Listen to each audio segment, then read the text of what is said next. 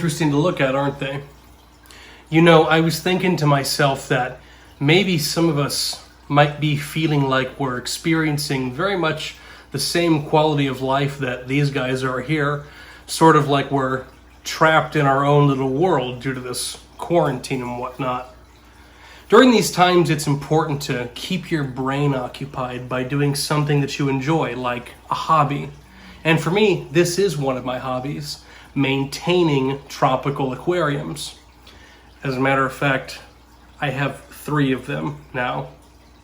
1, 2, 3. Now, I'll confess something to you. Keeping aquariums is actually a new hobby of mine. That's right. Up until about a year ago, I didn't know anything about tropical fish, aquatic plants, filters, substrates, pH levels, and every other thing that goes with aquariums.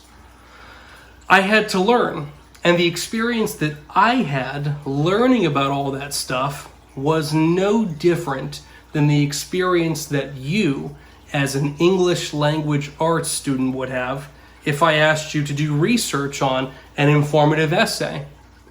I had to look for the best information, and that's exactly what we're going to talk about today. Understanding the difference between any old information and the best information possible from a reputable source. When doing research online, it's important to consider a few things, like domain extensions. Domain extensions are those letters you see at the end of a website. For instance, like .com, used by commercial businesses. .net, often used by networks, or .org, used by nonprofit organizations. These 3 domain extensions are widely used, and the truth is that just about anybody can use any one of these domain extensions. We also have .edu, used by colleges and universities, or .gov, utilized by government institutions. You can also figure out where a website comes from in the world by its domain extension. .us would be United States, .uk, United Kingdom, .cn, China, .eu, European Union, and .ru, Russia. Let's go back to these previous 2 for just a second. Oftentimes, some would say that these 2 domain extensions typically tell you that a website is more trustworthy because it's run by a school or a government organization. But there's a couple of big questions that we should ask ourselves. Are there other ways in which I can tell if I can trust a website besides its domain extension? And the answer to that question is yes. And here's what I should consider if I'm doing research. First of all, has the website been published or updated recently? If we want the most up-to-date information, then certainly we should check to see if the website has been updated recently. Or, have you heard about it or them? I'd venture to guess that most of us have probably heard of PetSmart. Can we trust it? I'd say that's a surefire guarantee. Let's go inside and see what we can find.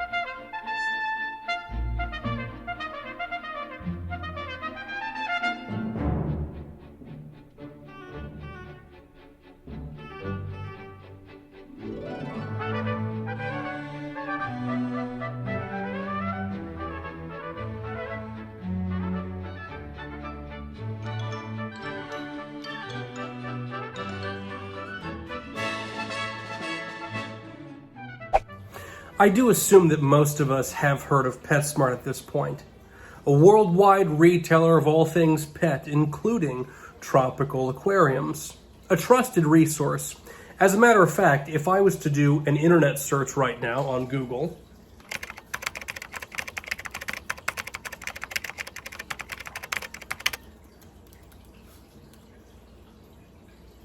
the first search that I find is actually from PetSmart.com, aquarium water care for healthy fish tanks.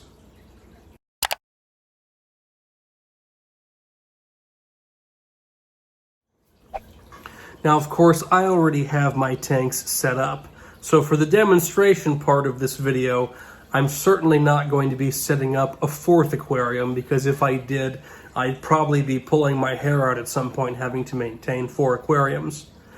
But what I will be doing is I will be following this exact web search we did to conduct maintenance on my aquarium, and I'm going to show you exactly how it's done. Take a look.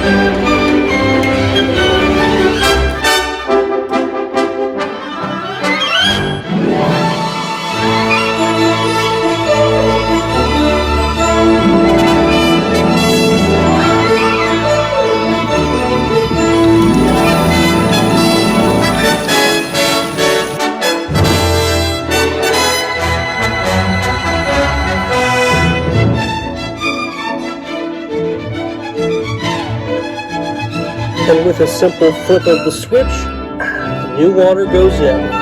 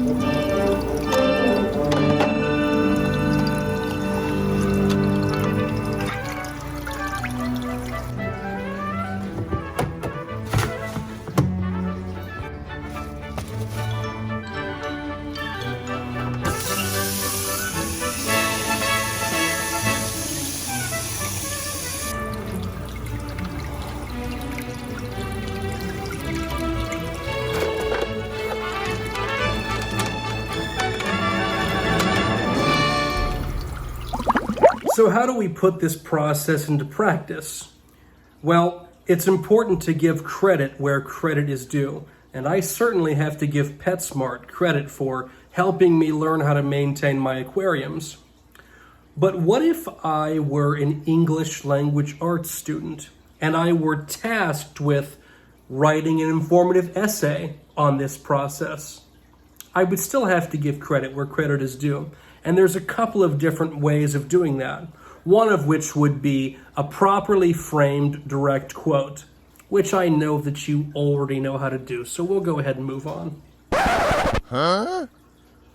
What? Oh, you don't remember the 3 parts of a properly framed direct quote? No. Well, that's okay. Why don't we review them? How to frame a direct quote. If you recall, there are 3 parts to a properly framed direct quote. The first would be an introduction. For example, something like, according to the text. You would also have the exact quote, or sometimes they're called borrowed words, in quotation marks. And finally, the source, like the author's last name or title, and the page or paragraph number.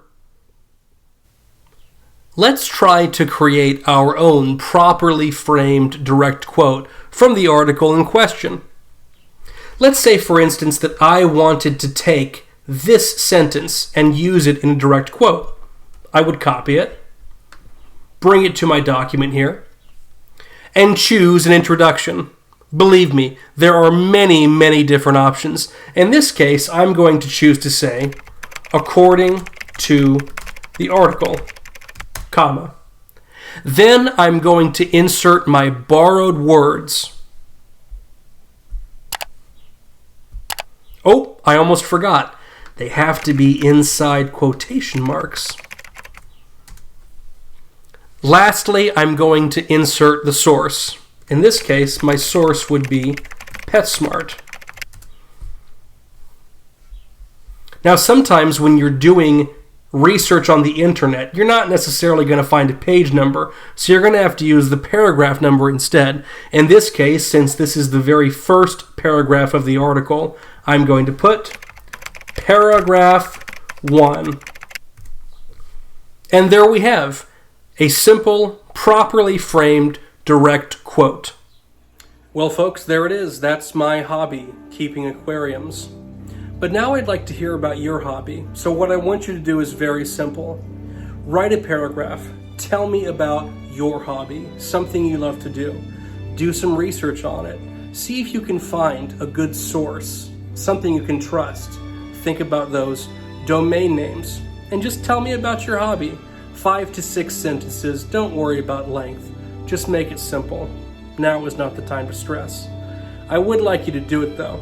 And when you do it, send it to lprice@chusd.org, or feel free to give it to any one of your teachers to read as well. But I do want you to make sure you get it done, because if you don't, I'm going to feed you to this guy in here, and he does get very hungry. He especially likes to eat middle school students. That's all I have for you guys. Thanks so much.